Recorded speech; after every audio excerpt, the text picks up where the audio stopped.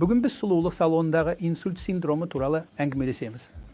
Сұлулық салоны бұл демалатын, ләззат алатын, әдемілікке, әртүрлі күтімдерге баратын орын. Бірақ бұл инсультке себеп бола ала ма?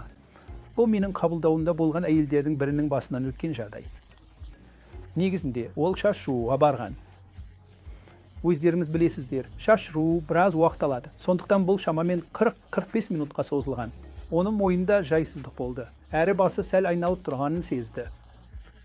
Бірақ ол мұны өз қалпының әсері деп ойлап, қалай болса да шаш жуу процедурасын аяқтады. Алайда процедура біте салысымен, оның басы қатты айналып, жүрегі айнып құса бастады.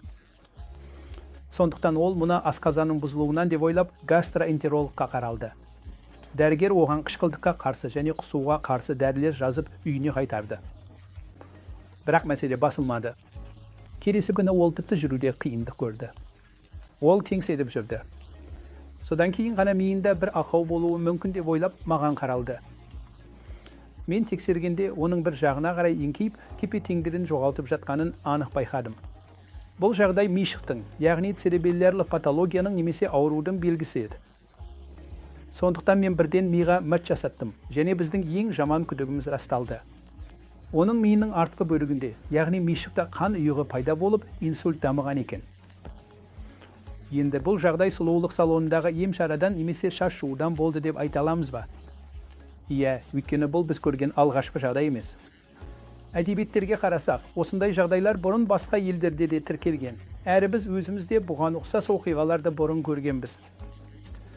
Жақсы жағы бұл өте жиі кездесетін жағдай емес. Бұл сирек кездеседі, бірақ неге ондай болады? Біріншіден, егер мойынды қатты артқа шалқайтып ұстасаңыз, мойынның артқы жағында омыртқалық артерия деп аталатын тамыр бар. Ол мидың артқы жағына қан жеткізеді. Сол артерия бүгілетін жағдай болады.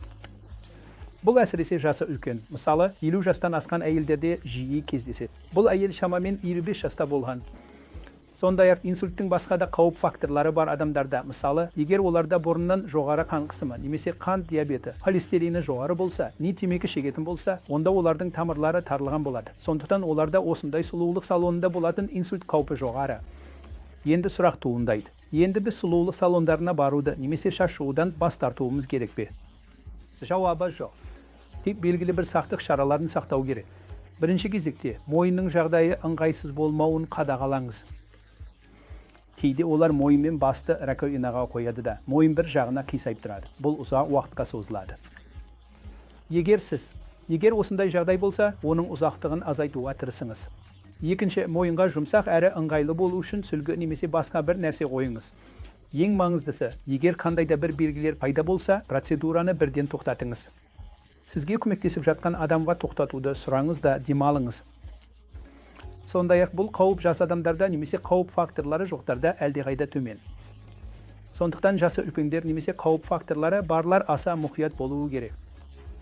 Ең бастысы, егер өкінішке орай қандайда бір белгілер пайда болса, міндетті түрде невропатологқа қаралыңыз. Себебі дер кезінде диагноз қойылып, тез арада ем басталса, жағдайыңыз жақсарады. Дәл осындай жағдай менің қабылдауыма келген әйелдерде болды. Мен дәрі-дәрмекпен физиотерапияны бастаған соң, ол өте жақсы қалпына келді, және бірнеше аптадан кейін бұрынғы қалпына оралды. Сондықтан уайымдаудың қажеті жоқ.